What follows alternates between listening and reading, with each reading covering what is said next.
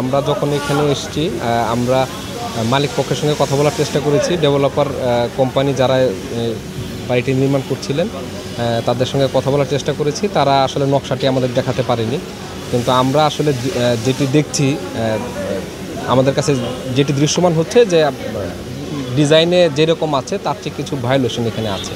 তো যে অংশটুকু ব্যত্যয় আছে সেই অংশটুকু আমরা কেটে দিচ্ছি বা ভেঙে দিচ্ছি এবং সেই সাথে বৈদ্যুতিক সংযোগ বিচ্ছিন্ন করা হয়েছে।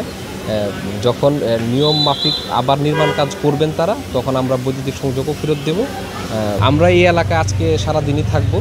নির্মাণাধীন যত ভবন রয়েছে সবগুলো ভবনই আমরা দেখব। এইরকম ব্যত্যয় যদি কারোর থাকে সেখানে আমরা আইনের প্রয়োগ করব। রাজুকের বৈধ নকশা না থাকায় মিরপুর 13তে একটি নির্মাণাধীন ভবন ভেঙে ফেলছে রাজুকের মোবাইল কোর্ট।